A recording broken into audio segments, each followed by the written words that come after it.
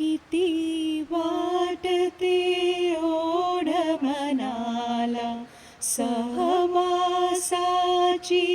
तुझ्या मला. किती वाटते ओढ मनाला सहवासाची तुझ्या मला. बिलगुनी बसलो तुझ्या पदाला त्यजू नको रे कधी मला. किती वाटते ओढ मनाला सहवासाची तुझ्या मला. पिता, पुत्र व पवित्र आत्मा यांच्या नावी आमेन. आपल्या प्रभू येशू ख्रिस्ताची कृपा, परमेश्वराची प्रीती व पवित्र आत्म्याचा सहवास तुम्हाला लाभो. आणि तुम्हाला सुद्धा. प्रिय बंधू भगिनींनो, पवित्र रस्त्याच्या उत्सवात सहभागी होण्यास आपण पात्र ठरावेत म्हणून आपण आपल्या पापांची आठवण करूया.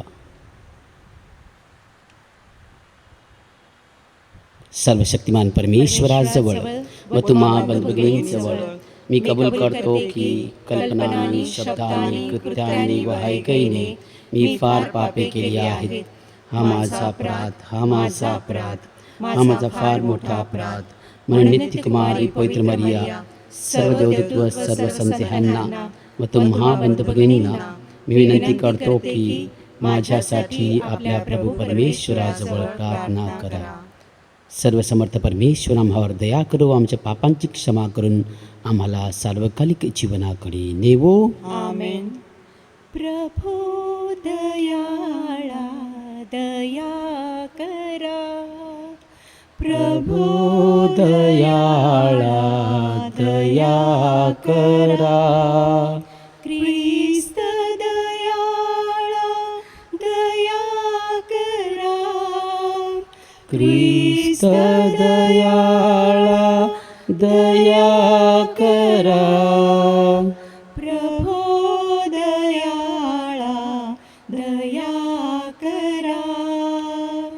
प्रभो दयाळा दया करा. परमईशाला स्वर्गांत गौरव, सज्जनाना देव शांती देवो. आम्ही तव स्तुती करीतो रे देवा, धन्यवाद नावा देतो सदा. भजन पूजन करीतो रे सेवा, महिमा गावा मुखे नित. प्रभु देव पित्या, प्रभु परमेशा, विश्वेशा स्वर्गेशा शक्तिशाली. नमवुनी मान उतारुणवंत, तुझी भगवंत थोर जगी. प्रभु जगदीशा, प्रभु येशू ख्रिस्ता, एकुलता सुता गुणवंता. जनक नंदन परेश कोकरा, प्रभु दुःखहार परमेश. दयेच्या सागर जग पापहारी, दया मावारी करित्वरा. पतित पावना जग पापहारी, प्रार्थना स्वीकारी अनाथांची. बैसला पित्याच्या उजव्या हाताशी, तुझी अविनाशी दया करी. परम पित्याच्या वसे ऐश्वर्यांत,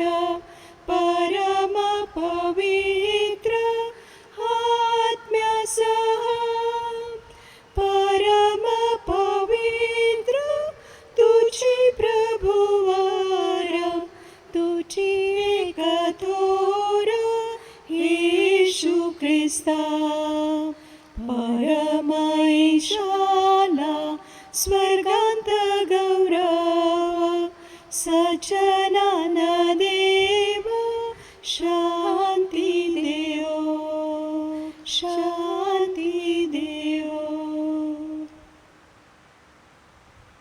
आपण प्रार्थना करूया.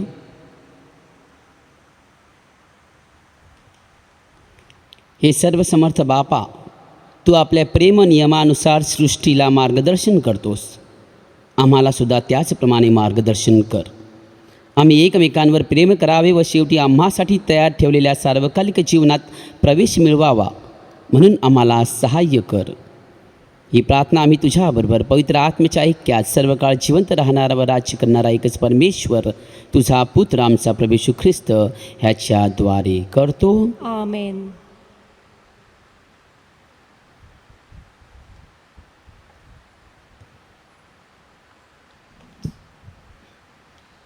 ज्ञानग्रंथ या पुस्तकातून घेतलेले पहिले वाचन. नास्तिक आपल्याला म्हणतात, नीतिमान मनुष्य आपल्याला त्रास देतो, आपल्या जीवनाचा धिक्कार करतो, कायद्याच्या उल्लंघनाबद्दल आपली खरडपट्टी काढतो. आम्ही परंपरेविरुद्ध असल्याचा तो आरोप करतो. म्हणून आपण त्याच्या मार्गात दबा धरून बसूया. त्याचे शब्द खरे आहेत की काय ते पाहूया. त्याचा अंत कसा होतो हे बघूया.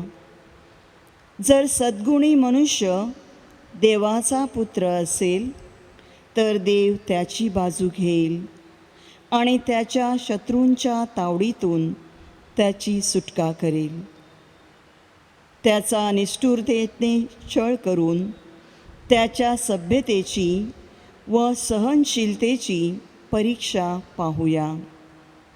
प्रभू माझे रक्षण करील असे तो म्हणतो, तेव्हा आपण त्याला लाजिरवाणा मृत्यूदंड देऊया.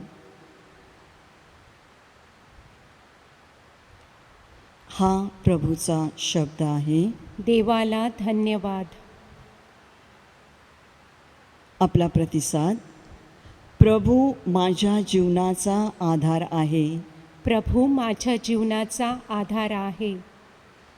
हे देवा, तू आपल्या नामसामर्थ्याने मला तार, आपल्या शक्तीने मला न्याय दे. हे देवा, माझी प्रार्थना ऐक, माझ्या शब्दांकडे कान दे. प्रतिसाद. प्रभू माझ्या जीवनाचा आधार आहे. कारण गर्विष्ठ लोक माझ्या विरुद्ध उठले आहेत.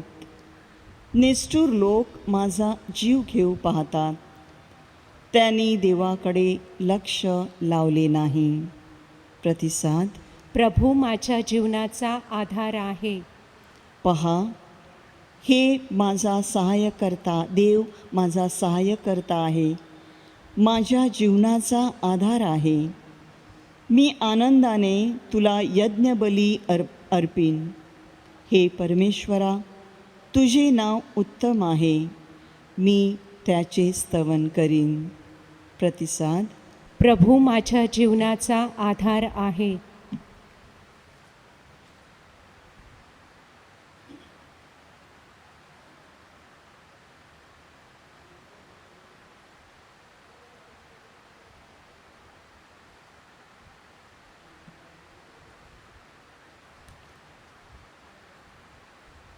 याकोबाचे पत्र यातून घेतलेले आजचे दुसरे वाचन.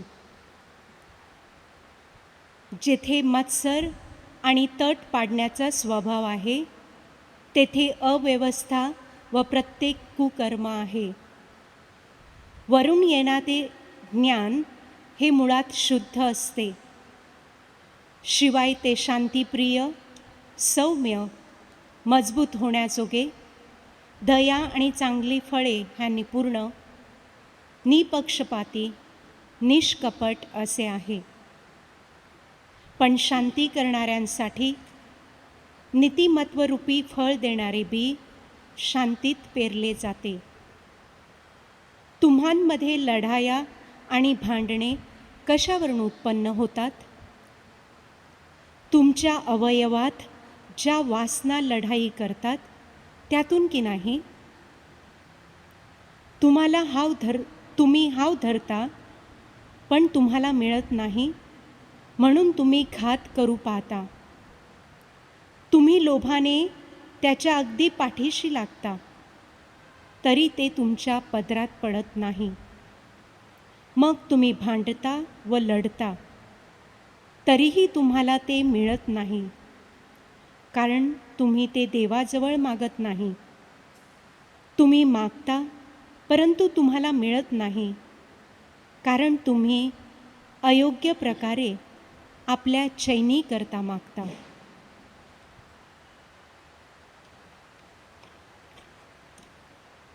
हा प्रभूचा शब्द आहे. देवाला धन्यवाद. जय घोष. Hallelujah, hallelujah, hallelujah. प्रभूच्या नावाने येणारा राजा धन्यवादित असो. स्वर्गात शांती आणि ऊर्ध्वलोकी गौरव. Hallelujah, hallelujah, hallelujah. प्रभू तुम्हा बरोबर असो. आणि तुम्हा बरोबर सुद्धा. संत मागच्या शुभवर्तमानातून घेतलेले वाचन. हे प्रभो तुझा गौरव असो. येशू आणि त्याचे शिष्य डोंगरावरून निघून गालिलमधून चालले होते आणि हे कुणास कळू नये अशी त्याची इच्छा होती, कारण तो आपल्या शिष्यांना शिकवत होता. तो त्यांना असे सांगत होता की मनुष्याचा पुत्र माणसांच्या हाती दिला जाणार आहे. ते त्याला जीवे मारतील आणि मारला गेल्यानंतर तिसऱ्या दिवशी तो पुन्हा उठेल. परंतु ह्या बोलण्याचा अर्थ त्यांना समजला नाही आणि त्याला विचारण्यास ते धजले नाहीत.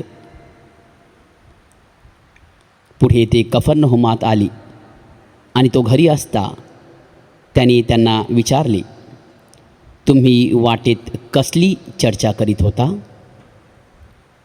पण ते गप्प राहिले, कारण सर्वात मोठा कोण ह्याविषयी त्यांची वाटेत चर्चा चालली होती. त्याने बसून त्या 12 जणांस बोलावून म्हटले, जो कोणी पहिला होऊ इच्छित असेल तर त्याने सर्वात शेवटला आणि सर्वांचा सेवक झाले पाहिजे.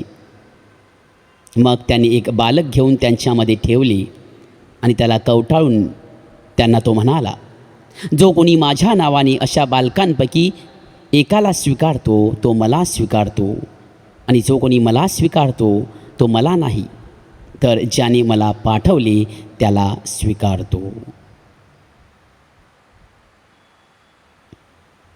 प्रभूचे हे शुभ वर्तमान. हे ख्रिस्ता तुझी स्तुती असो.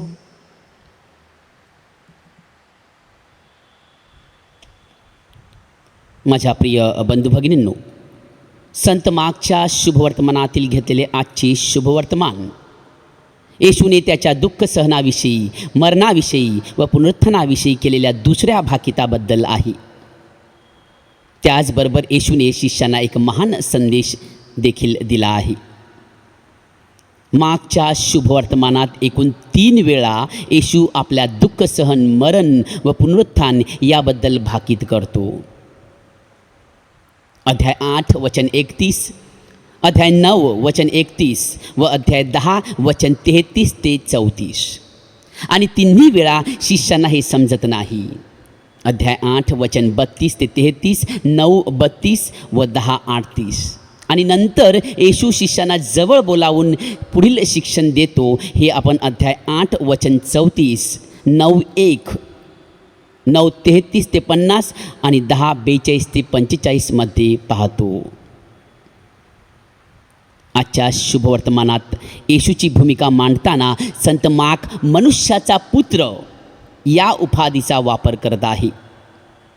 जुन्या करारात दानिएलच्या पुस्तकात हाच संदर्भ आपणास आढळतो, जेथे त्याला मानवपुत्र म्हणून संबोधले गेले आहे.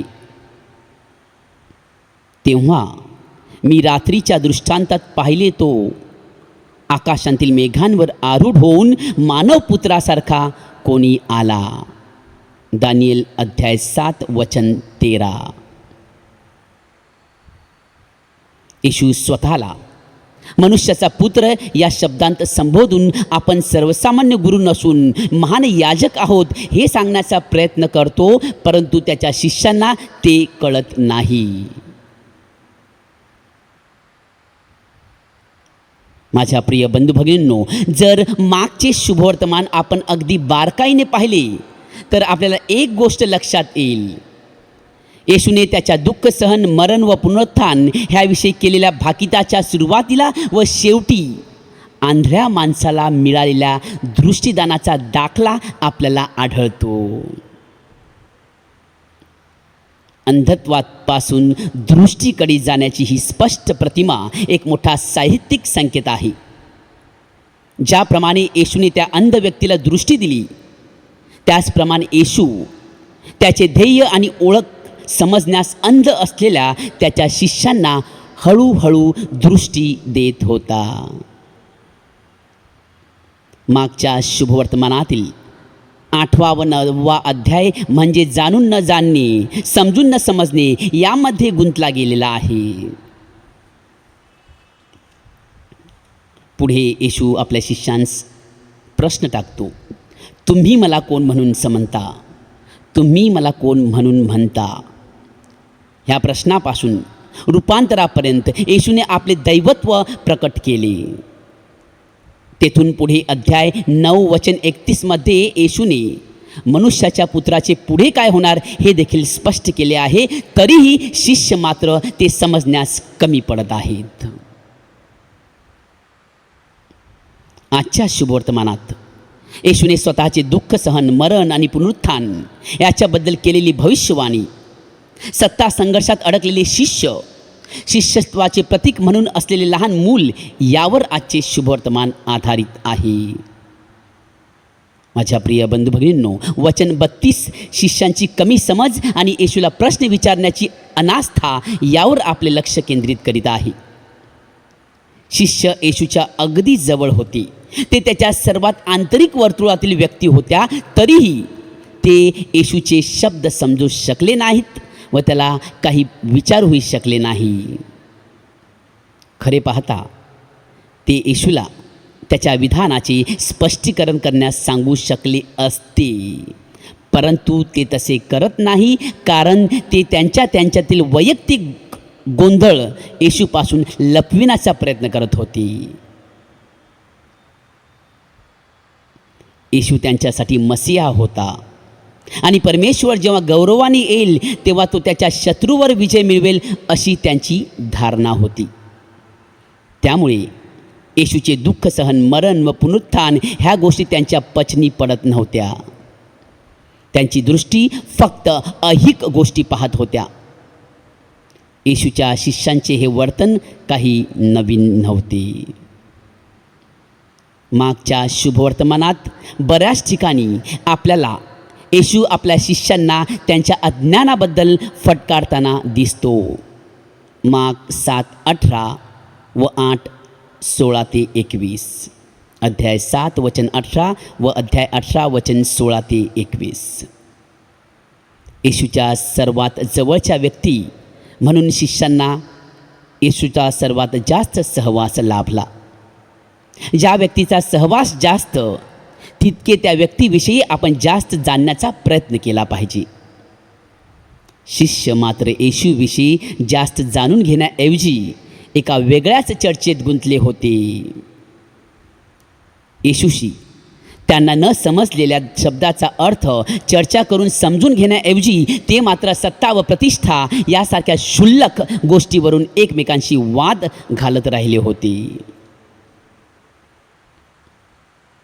आपापसातील वाद टाळून जर त्यांनी येशूला योग्य प्रश्न विचारले असते, योग्य प्रश्न विचारले असते तर कदाचित त्यांच्या समोर बऱ्याच गोष्टी स्पष्ट झाल्या असत्या. मात्र त्यांच्या मनातील विचार ओळखून येशू त्यांना पुन्हा एकदा ख्रिस्ती धर्माचे खरे सर्व सत्य सांगतो.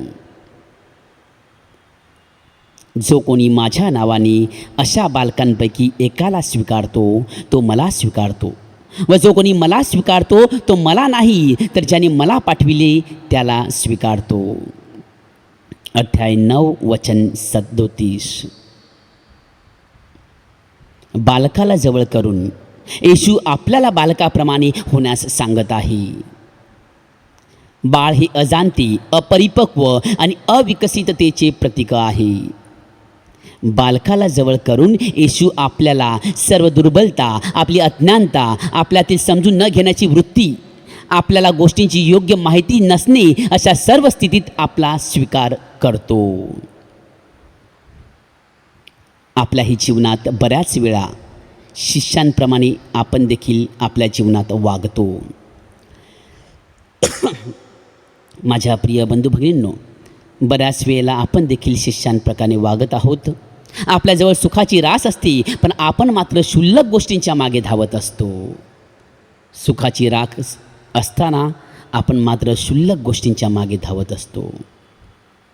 आपल्या जवळच्या व्यक्तींना समजून घेण्यात आपण कमी पडतो. कदाचित आपण त्यांच्याशी योग्य संवाद साधत नाही. बऱ्याच वेळी आपण प्रश्न विचारण्यास घाबरतो.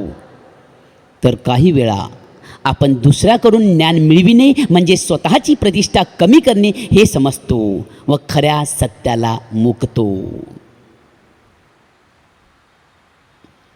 येशू आज आपल्याला बालकाप्रमाणे जीवन जगण्यास बोलावत आहे.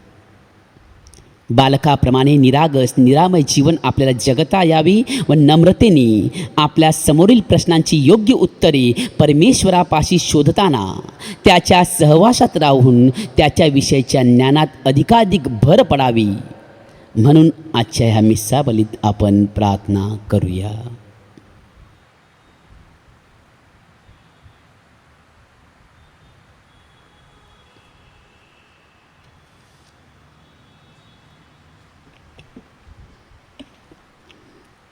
आपण आपला विश्वास प्रकट करूया. स्वर्ग आणि पृथ्वी उत्पन्न करता सर्वसमर्थ परमेश्वर पिता यावर माझा विश्वास आहे. त्याचा एकुलता एक पुत्र आमचा प्रभू येशू ख्रिस्त यावरही माझा विश्वास आहे.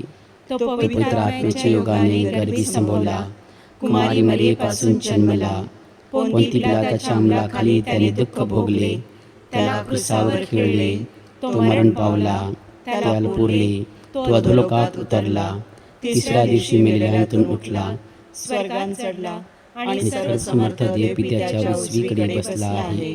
तिथून तो जिवंत आणि मेलेल्यांचा न्याय करावयास पुन्हा येईल.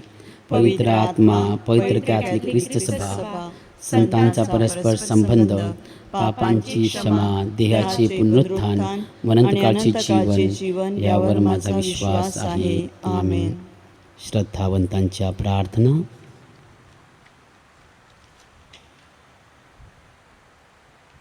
आपला प्रतिसाद. हे परमेश्वरा आमची प्रार्थना ऐक. हे परमेश्वरा आमची प्रार्थना ऐक. आजच्या ख्रिस्त सभेपुढे अनेक आव्हाने उभी आहेत. ह्या आव्हानांना सामोरे जाण्यास आपल्या सर्व धार्मिक नेत्यांना कृपा व सामर्थ्य लाभावे म्हणून आपण प्रभूकडे प्रार्थना करूया. हे परमेश्वरा आमची प्रार्थना ऐक.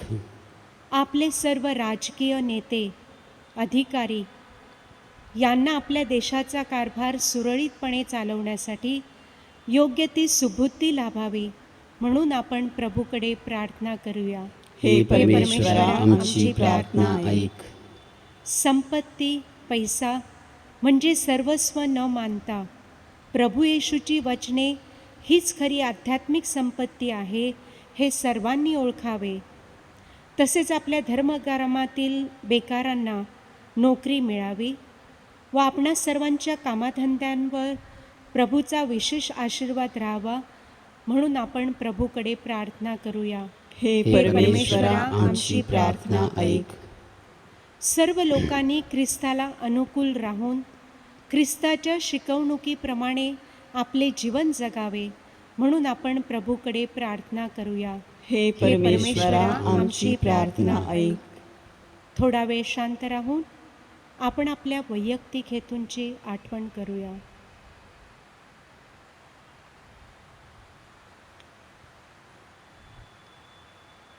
हे प्रभू परमेश्वरा, आम्ही आमच्या सर्व विनंत्या तुझ्या चरणी मांडत आहोत. आमच्या व्यक्त व अव्यक्त प्रार्थनांचा तू स्वीकार कर. ही प्रार्थना मी आमच्या प्रभू ख्रिस्ताद्वारे करतो. आमेन.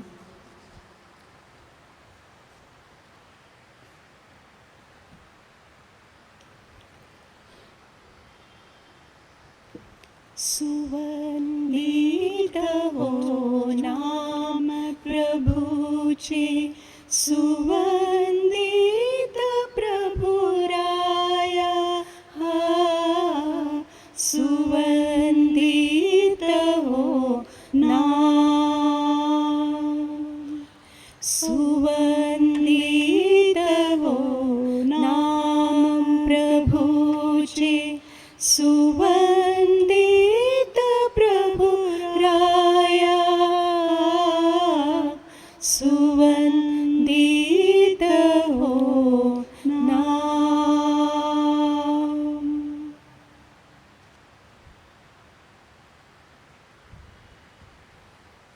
बंधू भगिनींनो, आपले हे बलिदान सर्व समर्थ पित्याला मान्य व्हावे म्हणून प्रार्थना करा. आपल्या हातून अर्पण केलेल्या बलिदानाचा प्रभू स्वीकार करो आणि त्यामुळे त्याच्या नावाचे गुणगान व गौरव होऊन आमचे व त्याच्या पवित्र ख्रिस्त सभेचे कल्याण होवो.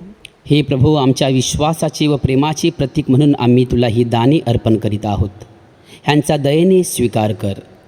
ही दाने आम्हासाठी तुझ्या पुत्राचे शरीर व रक्त बनवू. तो परमेश्वर असून सर्व काळ जिवंत राहतो व राज्य करतो. आमेन. प्रभो तुम्हा बरोबर असो. आणि तुम्हा बरोबर सुद्धा. तुमचे अंतकरण प्रभूकडे लावा. आम्ही ती लाविले आहेत. प्रभू, आमचा परमेश्वराची आभार मानूया. ते ते योग्य योग्य व व रास्त रास्त आहे. हे पवित्र पित्या, सर्व समर्थ सनातन परमेश्वरा, आम्ही तुझे नित्य व सर्वत्र आभार मानावेत हे योग्य व तारणदायक आहे. आम्हावरील तुझ्या अपार प्रेमामुळे तुझा पुत्र तू आमच्या तारणासाठी दिलास. तो पापरहित असतानासुद्धा त्याला तू आम्हासारखे बनवलेस. आम्ही त्याच्यासारखे बनावे, आम्हामध्ये ख्रिस्त प्रतिबिंबित व्हावा व ख्रिस्ताप्रमाणे तुला आम्हावर प्रेम करता यावे, हा तुझा यात हेतू होता. आज्ञाभंगामुळे आम्ही गमावलेले तुझे कृपादान तुझ्या पुत्राच्या आज्ञापालनामुळे आम्हाला आता परत मिळाले आहे. म्हणून हे प्रभो, सर्व दूत व सर्व संत यांच्याबरोबर आम्ही तुझ्या आनंदाने गुणगान गातो.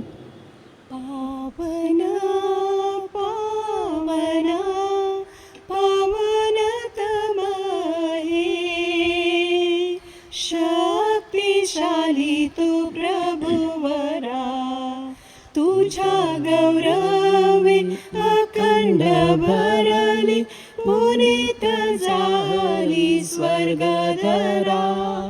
जय जय जय जय कार प्रभूचा, यशोगीत गान भांतरा. पावन पावन पावनतम हे, शक्तिशाली तू प्रभुवरा. परमईशाच्या पावन नामे, हेत धन्य तो जनांतरा. जय जय जय जय कार प्रभूचा, यशोगीत गान भांतरा. पावन पावन पावनतम हे, शक्तिशाली तू प्रभुवरा.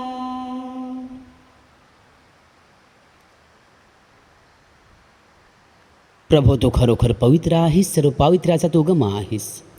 ही दाने पवित्र करण्यासाठी तुझा आत्मा ह्यांच्यावर येवो. ही दाने आमच्यासाठी आमच्या प्रभू येशू ख्रिस्ताचे शरीर व रक्त बनवतो. स्वेच्छेने स्वीकारलेल्या आपल्या दुःख सहनापूर्वी त्याने भाकर घेतली, तुझी आभार मानली व ती भाकर मोडून आपल्या शिष्यांस देत म्हटले, तुम्ही सर्वजण ही घ्या व खा. हे माझे शरीर आहे, हे तुमच्यासाठी अर्पिले जाईल.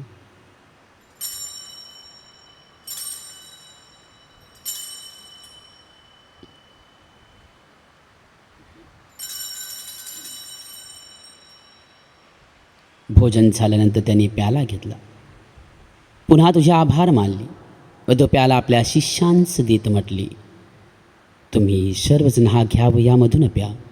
हा माझ्या रक्ताचा प्याला आहे, नव्या व शाश्वत कराराचे हे रक्त आहे.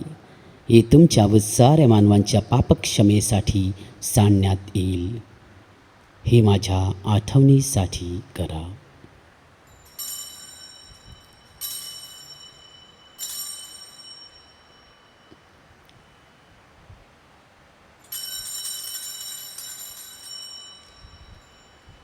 श्रद्धेच्या रहस्याचा आपण जयघोष करूया.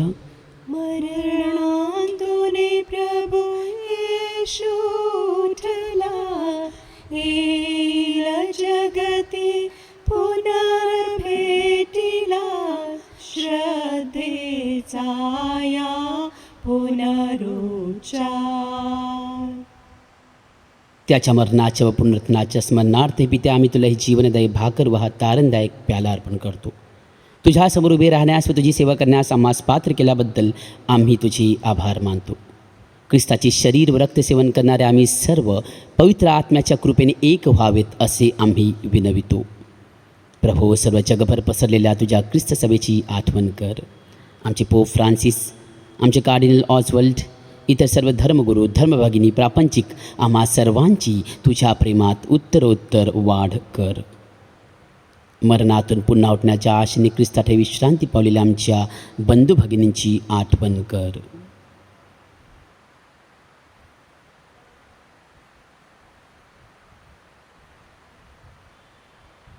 त्यांना व ख्रिस्तवासी झालेल्या इतर सर्व लोकांना तुझे दिव्य दर्शन घडू दे. आम्हा सर्वांवर दया कर. देवमाता धन्यकुमारी मरिया, तिचा पती संत योसेफ, सारे प्रेषित व जगाच्या आरंभापासूनच्या तुझ्या सर्व संतांसह आम्हाला शाश्वत जीवनाचे वाटेकरी कर. त्यांच्याबरोबर आम्ही तुझी स्तुती करावी व आमच्या प्रभू ख्रिस्ताद्वारे तुझा गौरव गावा, म्हणून आम्हाला तुझी कृपा दे. ख्रिस्ताद्वारे, ख्रिस्तासह, ख्रिस्ताठाई पवित्र आत्म्याच्या ऐक्यात हे सर्व समर्थ पित्या, तुझा सन्मान व गौरव सदा सर्वदा होवो. आमेन.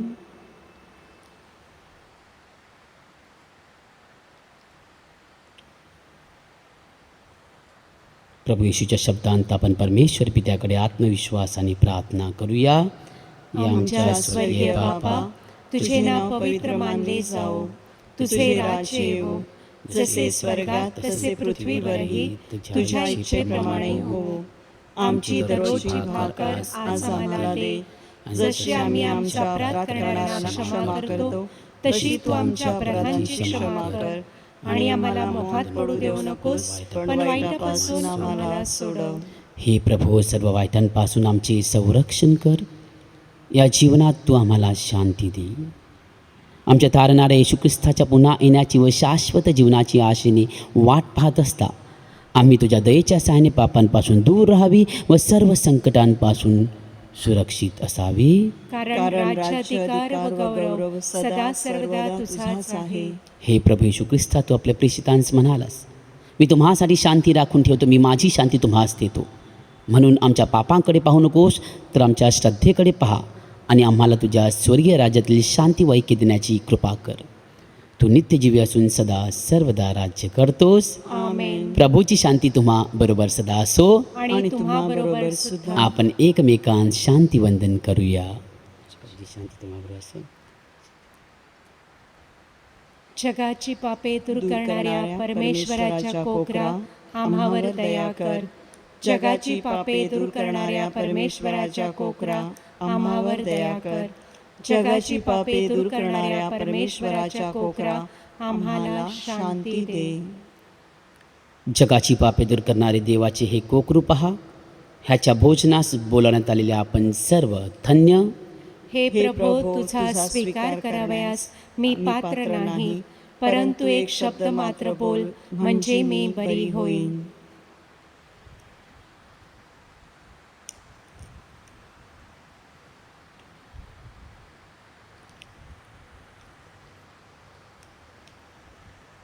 माझ्या प्रिय येशू, तू आल्तारावरील पवित्र साक्रामेंतात जातीने हजर असतोस, ह्यावर माझी नितांत श्रद्धा आहे. सर्वापेक्षा माझे तुझ्यावर प्रेम आहे आणि माझ्यामध्ये तू यावा अशी माझी तीव्र इच्छा आहे.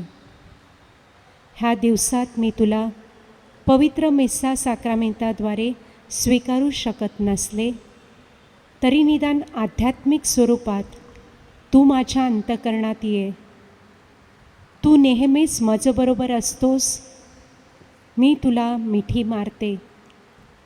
तुझ्यापासून माझा कधीही वियोग होऊ देऊ नकोस.